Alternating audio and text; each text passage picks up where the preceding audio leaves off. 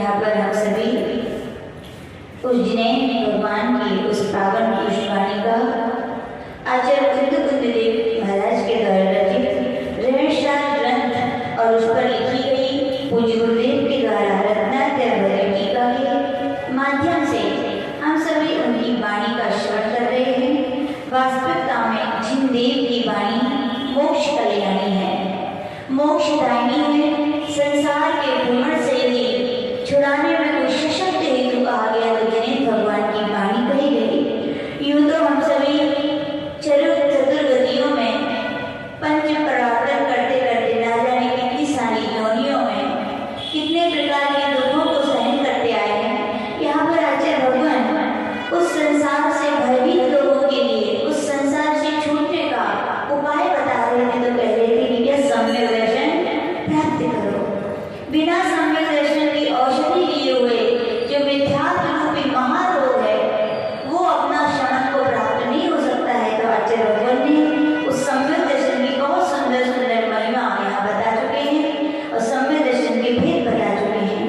यहाँ पर हम सभी इस गाथा 5वें नंबर की गाथा के माध्यम से श्रवण कर रहे थे कि सम्यक दर्शन प्राप्त करने के बाद सम्यक दृष्टि की कैसी परिणति होती है, उसके जीवन में क्या बदलाव आता है। क्योंकि सही है मन में निर्मलता आ जाए तो कहा जाता है सम्यक ज्ञान है, और सम्यक ज्ञान आ गया तो कहा जाता है चारित्र में आचरण, और आचरण जब भी होता है तो चर्या में शरीर के द्वारा प्रकट होता है। तो उसके जीवन में क्या क्या उपलब्धि आ जाती है। तो आचार्य भगवान ने यहाँ कहा था, सबसे पहले कहा था कि वो उसका सम्यक दर्शन शुद्ध हो जाता है, और उसके पहचान के रूप में आचार्य भगवान ने कहा था सत्य भय वीरता। सात भयों से वो क्या रहता है, रहित होता है। भय किसे कहते हैं तो आचार्य भगवान ने बताया उद्वेग को भय कहते हैं।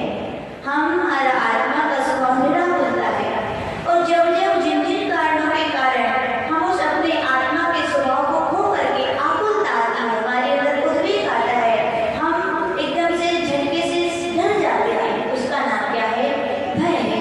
तो आचार्य भगवान ने यहाँ पर कहा था कि सम्यक दृष्टि 7 प्रकार के भयों से क्या होता है, रहित होता है। ऐसी व्याख्या जब पूज्य गुरुदेव ने बृहद दर्शन की टीका पढ़ाई थी तो वहां पर भी 2 प्रकार के निशंकित अंग का वर्णन किया गया, व्यवहार निशंकित अंग, निश्चित निशंकित अंग। तो व्यवहार निशंकित अंग तो यही कहा था कि जैसा जिन्हें भगवान ने कहा उसे उसी प्रकार से ही स्वीकार करना। यानी कि जैसे कि उदाहरण दिया था कि जैसे तलवार पर, लोहे की तलवार पर पानी चढ़ा दिया जाता है तो अपंग हो जाती है, फिर उसमें कुछ भी अंतर नहीं आता।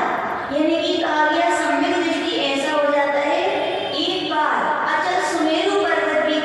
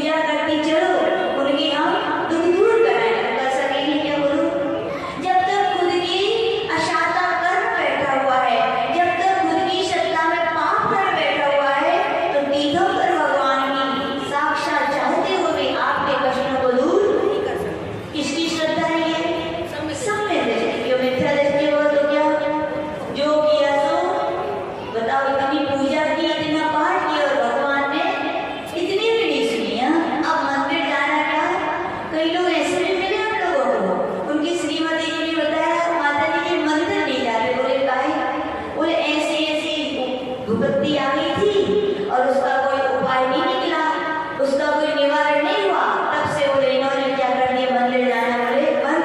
बोले क्यों? बोले इतनी पूजा पाठ करने के बाद भी हमें कुछ नहीं मिला, तो फिर क्या काम की भक्ति? तो क्या सही है कि गलत है? ऐसा सोचना ये सम्यक दृष्टि का विचार। ये सम्यक दृष्टि तो कहता है भैया आम का पेड़ आज लगाएंगे तो क्या आज ही फल मिलेंगे क्या? आज वृक्ष लगा रहे तो फल आगे बढ़ेंगे, और आज जो फल मिल रहे हैं वो नियम से आज के बीज के नहीं है, जो से बीज के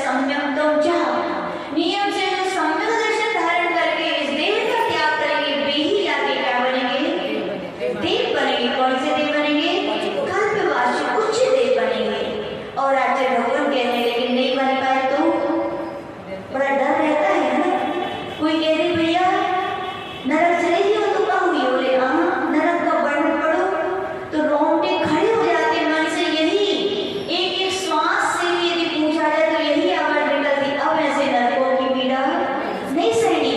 हम वर्तमान के मनुष्य पर्याय के थोड़ी कष्ट आते तो व्याकुलित हो जाते हैं, और नरकों की पढ़ के ही नरकों के वर्णन में आगे भगवान लिखते हैं एक समय के भी, एक समय कितना होता है छोटा, एक बार पर आंख और बकते हैं तो असंख्यात समय हो जाते हैं। कितने समय? असंख्यात। तो एक समय कितना छोटा है। कल हम लोग पढ़ रहे थे आतिशी की टीका, तो उसमें निकला था बोले एक समय के भी नरकों के वर्णनों का, दुखों का वर्णन करना जिह्वा के बस की बात नहीं है। इतने भयानक, इतने असहनीय दुख हैं, एक समय के भी दुखों का वर्णन नहीं कर पाते। नरकों में कितना कितना रहना पड़ता है। एक बार पहुंच गए तो 10,000 वर्ष तो पहले आने की कोई बात ही नहीं है। 10,000 वर्ष तो कम से कम नरक में पहुंच गए तो रहने की जगह नहीं सकती है। और जीवित तो 33 सागर का क्या आचरण वो स्वयं करे। मैं ऐसी उस नरकों के दुखों की पीड़ा का वर्णन करने में मेरी जिह्वा समर्थ नहीं है। इतने वहां के दुख कहे गए, और फिर भी आचार्य भगवान कह रहे हैं कि ऐसे नरकों में जब जो पाप करता है तो जाना पड़ता है कि नहीं। बीज वो है तो फल तो पानी पड़ेगा। कोई कितने सोचे कि हम बीज बोए बबूल के और फल पाए आम के, तो है कोई झांसी में ऐसा खेत, कोई बगीचा, कोई ऐसा इस विश्व में स्थान नहीं है जहाँ जैसे बीज बोए जाते हैं वहाँ वैसे फल प्राप्त होते। तो आचार्य भगवान कह रहे हैं नरक के यदि बीज बोए हैं, नरक कौन जाते हैं? जो मनुष्य गति में रह करके मनुष्यत्व के लक्षणों को ना अपना करके नरकत्व के लक्षणों को अपने जीवन में धारण करते हैं बेनियम से कहा। इसीलिए कई लोग बोलते थे मनुष्य की नार की है ये तो पूरे कहते थे। जो बच्चे नहाए ना सुबह से मंदिर ना जाए, मम्मी कहेगी ये मत खाओ, लेकिन हम तो जो ही खाएं, तो क्या कहते हैं फिर गुस्से में पूरा नार की पैदा होगा पूरे घर में। यानी कि खुद की हितेशी माता पिता नहीं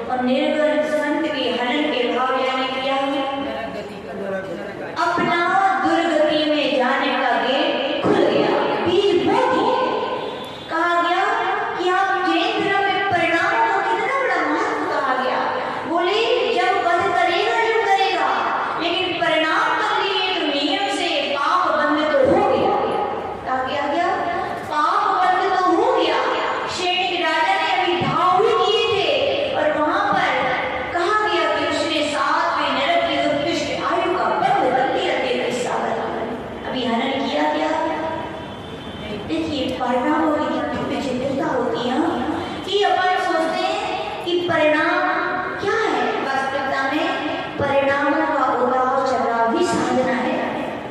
आज जैसे हम लोग को हमेशा बोलते हैं बोले पिच्छी ले लेना खाली कोई साधना नहीं है, एक टाइम खा लेना सामयिक कर लेना ये कोई साधना नहीं है। जब जब परिणाम आपके विकृत होने लग जाए, जब जब परिणाम आपके नीचे स्थिर में जाने लग जाए, तब तक उस परिणामों के क्या कर देना, उनको संभाल लेना, उसको अपने आप में स्थिर कर लेना। इसका नाम है क्या, साधना। पाना नहीं जीवन को बदलना है साथ। हम लोग को हमेशा सुनाते हैं बोले खाली सिर मुड़ा लिया, केस लॉन्च कर लिए तो नहीं, ये सब नहीं। मन का मुंडन होना चाहिए। किसका मुंडन होना चाहिए? मन जो अनादिकाल से जल के प्रवाह की तरह निम्नगामी बना हुआ है। कषायों का उदय आदि नियम से कषाय तीन परिणाम होते हैं, लेकिन उन परिणामों को क्या कर लेना, संभाल लेना। यही तो साधना है। क्या है? वास्तविकता में यही साधना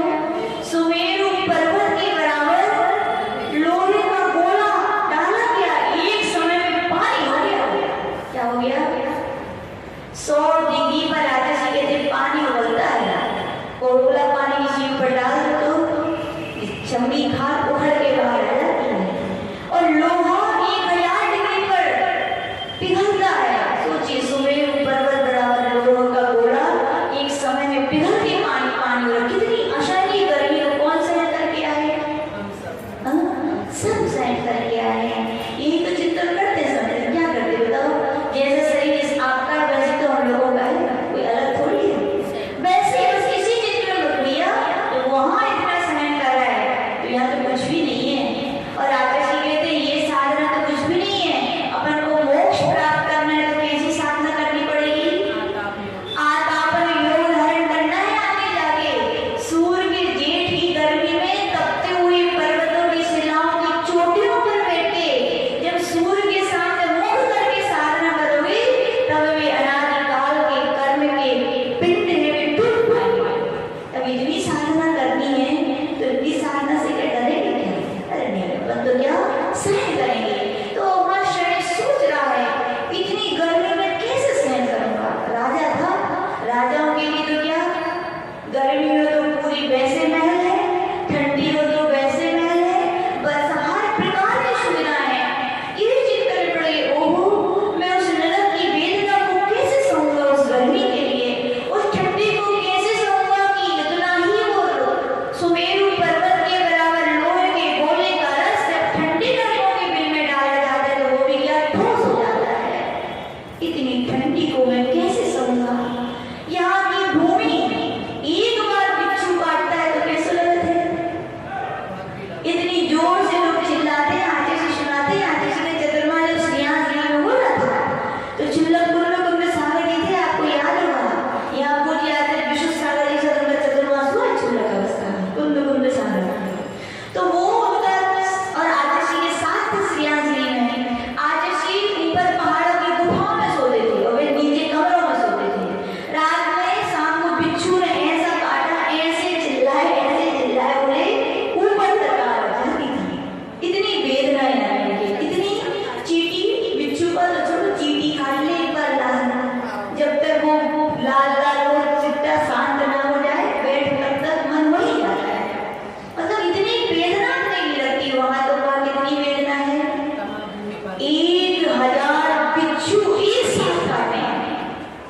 ऐसी उसे नरक भूमि में जब उत्पन्न होता है जीव तो ऐसे उसकी जैसे वो टच करता है तो आ गया उस वेदना को सहन नहीं कर पाता और ऐसा उछलता है उसे बॉल उछलती है ऊपर। कितनी 500 धनुष ऊपर उछलते हैं वो बॉल की तरह। एक बार आ जाते हैं क्या? नहीं, बॉल एक बार नहीं, एक बार जोर से मार तो कितनी बार वो रन लेके टर्न लेके ऊपर नीचे जाती है। ऐसे कहा गया नरक में भी ऐसे ही नहीं अपन सीधे जाके रहने लगते हैं। कितनी बार वेदना को भूमि को सहन नहीं कर पाते, ऊपर नीचे होते हैं बार तब जाके अब जा तो नहीं सकते वहां से। छूटने का कोई उपाय नहीं, तो सहना पड़ता है। शक्ति अपने आप आ जाती, आई कि नहीं आई? पहले थी क्या? जब नरक में गए तब नहीं थी, लेकिन अब वहीं रहना है तो सहन कर लेते हैं। वैसे कहा गया भैया ठंडी गर्मी पर सहन कर सकते हैं कि नहीं? बिल्कुल। आजुषी अपना उदाहरण सुनाते बोले एक बार आजुषी का चतुर्मास चल रहा था तो उनके साथ सिद्धांत सागर जी थे, अभी वाले नहीं, एक दूसरे थे। बोले बड़े तपस्वी थे वे, 3-3, 4-4 घंटे जेठ की गर्मी में छत पे समय करते थे। एक तपस्वी हो तो संगति का प्रभाव तो पड़ता ही है। तो आजुषी बोले हम तो बोले कमजोर थे बहुत, बोले तपेदिक हुआ था, टीबी रोग हुआ था, प्रतीक्षा हुई थी, बहुत कमजोर थे। लेकिन भावनाएं बड़ी उछाल लेती हैं। जब बैराग होता है ना तो क्या होती है? भावनाएं बड़ी उछाल। हम भी ऐसा करें, कोई यदि अच्छा साधक हो, अच्छी साधना करने वाला तो भाव अपने आप बोले कि हम भी ऐसा करें। तो आजुषी बोलते हैं मेरा भी मन करता था कि मैं भी क्या करूं, ऐसे करूं। तो एक दिन मैंने भी सोच लिया, बोले कि मैं भी क्या करूंगा, इनके साथ धूप में खड़े होकर समय करूंगा। आगे सुनाते बोले जैसे पैर रखा, बोले पैर तो रखा ही नहीं क्या बोले उस छत पे, लेकिन फिर भी बोले जैसे ही मैंने जमाने की कोशिश की, बोले पूरे शरीर में करंट सा लग गया, झिंझिरी बोले पूरे शरीर में झिंझिरी जड़ी से करंट लग गया। एक समय तो ऐसा लगे कि फिर बोले फिर भी धैर्य रखा। जब जे खड़े हो सकते हैं तो हम भी खड़े हो सकते हैं। बोले धीरे धीरे, शरीर तो शरीर है, जैसे रो वो तो ढल जाता है, क्या है वैसे ही ढल जाता है जैसा बन जाए। और शरीर का टेम्परेचर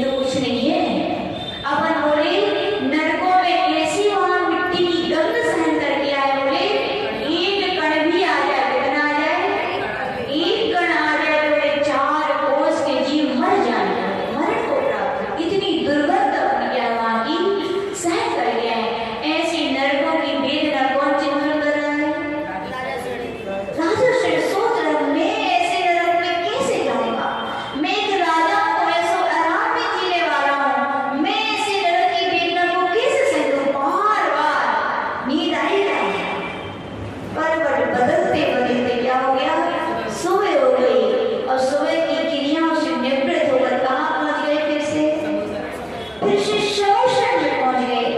वहां पर दिव्य देशना की, भगवान ने उसको श्रवण किया। वहां सम्यक दर्शन का व्याख्यान चल रहा था। वहां पर अध्यात्म की अपेक्षा सम्यक दर्शन का व्याख्यान चल रहा था कि सात तत्वों में भी क्या अतत्व बुद्धि रखना या अतत्व में तत्व बुद्धि रखना ये मिथ्या थोड़े बोले। व्याख्यान हम आपको अच्छा सुना चुके हैं पहले कि क्या शरीर पर है कि नहीं है। शरीर में जो सुख दुख हो रहे हैं, जो कर्मों के उदय से हो रहे हैं, कर्म भी क्या है? पर है, भौतिक है। तो उनके फल भी क्या है? भौतिक होंगे। और फल का उदय भी किसमें आएगा बताओ? पुद्गल में ही आएगा, याद रखना। बस जीव तो अपना उसका निर्मल ज्ञान स्वभाव है, उसको शुभाव में रहना है। किसमें रहना है? शुभाव में रहना है। शुभाव में रहेगा तो शरीर में उत्पन्न होने वाली वेदना भी उसके लिए दुख का कारण होगी क्या? नहीं होगी। ऐसा भगवान का दिव्य देश न खिलती है कि नहीं? और वास्तविकता में कभी कभी लगता है, आज ये स्वाध्याय करते हैं ना, तो ऐसा लगता है हमारे ऊपर कर रहे हैं। क्या लगता है कि नहीं? लगता है कभी कभी, जबकि ना पता नहीं, आज किसी को भी नहीं पता किसकी परिणति क्या चल रही है। लेकिन उनका स्वाध्याय सुन के ऐसी लगता है आज किसी को हमारे मन की बात पता चल रही और वे बोल कह रहे हैं। यानी कि राजा श्रेणी भी बेहिसाब प्रश्नों में, बेहिसाब उलझनों में उठा हुआ था कि मैं नरक की वेदना को कैसे सहन कर पाऊंगा। लेकिन भगवान की जब वो निर्मल सम्यक दर्शन से युक्त देशना कर रही थी, भू आत्मा तुम तो शुद्ध चैतन्य आत्मा के पिंड और निश्चय से, किसने से? निश्चय से जो कुछ हो रहा है शरीर में होगा। शरीर भी पर है, जिन कर्मों का उदय आने वाला है वो भी पर है और उनके फल भी है, वो पर शरीर नहीं उदय आएंगे। तुम्हारी आत्मा का बिगाड़ करने वाले कुछ नहीं है। और कर्म जैसे बोए हैं तो फल भी तुम्हें पाने ही है। तो दुखी होने की क्या बात है? क्या है वहां कहा गया? दुखी होने की कोई बात नहीं है। जैसे ही उसने राजा श्रेणी ने उन क्या कहेंगे मन अमृत से वचनों को सुना, संजीवनी से वचनों को सुना कि जो उसके लिए आकुलता व्याकुलता हो रही थी कि मैं नरक की वेदना को कैसे सहन करूंगा। अब जब सुन के गया और अपने सेनागार में फिर लेटा, नींद आ गई? अभी अबे कह रही, बताओ आंटी कह रही है आ गई, रजनी आंटी कह रही नहीं आई। किसकी मानी? आई आ गई, लेकिन याद रखना नहीं आई। अभी चिंता सौंपी इसलिए निद्रा नहीं आई थी, लेकिन याद रखना अब चिंतन चलने लगा है। क्या चलने लगा है? चिंतन। और चिंतन भी चले तो नींद आती है क्या? हमारे आदेश में हमेशा बोलते हुए सामयिक में नींद किनको आती है? जिनका चिंतन नहीं चलता। बहुत सारा आपके लिए ज्ञान होता है लेकिन उपयोग ना करो तो नियम से क्या होगी? बोले मशीन को चलाते रहो, नहीं तो क्या हो जाती है? जाम हो जाती है। ऐसी कहा गया जो अध्ययन किया है, जो सुना है, उसके लिए क्या करो? गाय की तरह क्या करो? जोहारी करो, तो उसमें से शार घृत दूध मिलेगा। और जिनको नहीं किया, जुगारी ना करेगा तो बता दूध की उत्पत्ति होगा नहीं होगी। कहा गया अध्ययन किया है जैसे कहते हैं, तो उसको क्या करो? चिंतन करो, मनन करो, तो नींद आएगी क्या? कभी नहीं आ सकती। हम लोग ये प्रैक्टिकल चिंतन में भी मन लग जाए तो नींद नहीं आती। यानी दिमाग कोई मशीन को क्या करो? चलाए रखो। क्या रखो? जो कुछ उसको घुमाते रहो, कभी आगे कभी पीछे, कभी द्रव्य कभी पर्याय, कुछ ना कुछ चिंतन लगे रहो। तो कहा गया नींद नहीं आती। तो कहा गया उस राजा श्रेणी को भी अभी भी निद्रा नहीं आई। करवट बदलते चिंतन में डूबा हुआ है। कितनी जिन्हें देव की अमृतमयी शक्ति अकाल में वाणी है। क्या बोल रही है? उसका निर्मल छाया सम्यक दृष्टि था। निर्मल सम्यक दर्शन बोल रहा है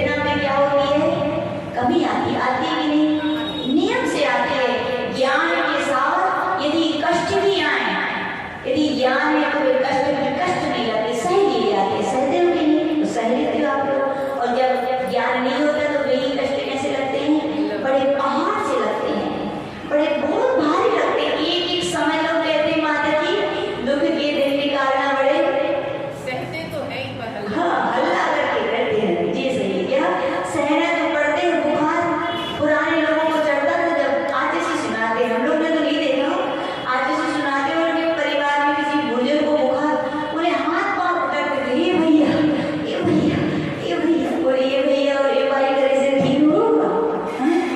अच्छा है ये भैया ओ भैया के हे भगवान कह लो, क्या कह लो? हे भगवान या कह लो नमो हरिहरतारम, नमो सिद्धारम। और या उपयोग चिन्ह कर दो, सबसे बड़ा तो क्या कर लो? उपयोग चिन्ह कर दो। और कहा गया जितना बड़ा कांटा लगाओ तो उसको निकालने के लिए, मतलब जितना पेना कांटा चुभाओ तो उसको निकालना है तो कितना उतना ही पेना कांटा चाहिए। तो आचार्य भगवान कह रहे जितनी बड़ी वेदना है तो उसको हटाने में उतना ही बड़ा उपयोगी स्थिरता चाहिए। क्या चीज चाहिए कि नहीं? हमने उदाहरण बताया था, आचार्य जी के हाथ फ्रैक्चर हो गया था तो आचार्य जी बोलते थे मैं न्याय दीपिका सुनाओ, कठिन विषय सुनाओ, मेरा उपयोग उसमें जाएगा तो मुझे वेदना क्या होगी? कम होगी। तो ये कहा गया। तो वहां पर भी रहस्य अब क्या गटागटी चल रही है? क्या चल रही है? 8 बरस का मैं तो पान करूंगा, जो कुछ होगा किसको होगा? इस शरीर में होगा। ऐसे वो सोच करके क्या अब जब गया था तो उसका चेहरा मुरझाया हुआ था, लेकिन अब गया समुद्र में तो खिला हुआ चेहरा था। गौतम गढ़धर देख रहे हैं कि लग रहा है कि पानी जड़ों तक अब सही पहुंच गया। अभी तक जा रहा था तो इधर उधर जा रहा था, अब जा रहा है तो क्या उसमें ताजगी दिखाई दे रही है। तो यहाँ पे कहने का तात्पर्य है कि नियम से सम्यक दृष्टि जो होता है उसके लिए परलोक का भय होता है क्या? नहीं होता। वो तो सिद्धांतवादी है। क्या कहा जाता है? सभी लोग यूं कहते हैं सिद्धांतवादी तो बोले पत्थर होते हैं, पत्थर की तरह ऐसी कहा जाता है उनके लिए। कोई सिद्धांतवादी हो तो यही कहते पत्थर है पिघल कर लिए। नहीं भैया, सिद्धांतवादी सही है, वो जानते हैं ऐसा है, ऐसे बीज बोए हैं तो फल ऐसे प्राप्त होंगे। सिद्धांत है तो फिर उसके लिए परलोक का क्या भय होगा? कोई भय नहीं होगा। तो यहीं पे यही आचार्य भगवान यहाँ पर समझा रहे हैं कि जो नियम से सम्यक दृष्टि है उनके लिए ना इस लोक का भय होगा ना परलोक का। लेकिन वे पुरुषार्थ क्या करते हैं? परलोक में मुझे क्या चाहिए? मोक्ष चाहिए। क्या चाहिए? लेकिन मोक्ष चाहिए तो कौन सा उपयोग लगाना पड़ेगा? शुद्ध उपयोग। कौन सा चाहिए? लेकिन शुद्ध उपयोग नहीं हो रहा है तो क्या करोगे? असुपयोग से बचना है। क्या करना है? शुद्ध उपयोग में जा नहीं पा रहे हैं और असुपयोग से बचना है। तो बीच का मार्ग यही है भैया, क्या करो? सुपयोग में लग जाओ। और नियम से आप यदि तिल खरीद कर लाए हो तो कोल्हू के बैल से पिलवाओगे तो क्या मिलेगा आपको? तेल मिलेगा। क्या मिलेगा? और रेत डाल दी फिर और तेल मिल जाए तो मिलेगा क्या? फिर तो तुम्हें भय भी तो होना पड़ेगा कि नहीं? देखो अपन भी देखते हैं गलती होती है तो ही भय होता है, या कहीं ज्ञान है और हमसे गलती हुई है तो हम स्वीकार कर लेते हैं हमने गलती की है तो ये दंड हमें ऐसा मिल रही है तो भय नहीं होता। ऐसी आचार्य भगवान कहे सम्यक दृष्टि तो नियम से पुरुषार्थ यही करता है अशुभ से बचे, और यदि अशुभ कर्म कर लिए तो ये भी स्वीकार करता है अशुभ कर्म बांधे हैं तो फल भी मुझे अशुभ रूप में भोगने हैं, उसको मुझे बचाने वाला कोई नहीं है। तो कहा गया सम्यक दृष्टि पर लोग के भय से भी भय भी नहीं होता। वो तो सोचता है हमने जैसा किया है सो मुझे जब भोगनी है। मेरी आत्मा तो निश्चय से चैतन्य सो का पिंड है, मैं उसका आश्वासन करने स्वागत करने वाला हूँ। और कर सकते हैं कि नहीं? हाँ, जब शुद्धोपयोग में होंगे तो घटाघट पिएंगे, और जब तक क्या है सुपयोग में है या कैसा विकल्प दशा में तब तक भावना रूप में क्या करेंगे? भावनाएं भी भवनाशनी कही नहीं है। जैसी जीव भावना भाता है नियम से उसको वैसी प्राप्ति होती है कि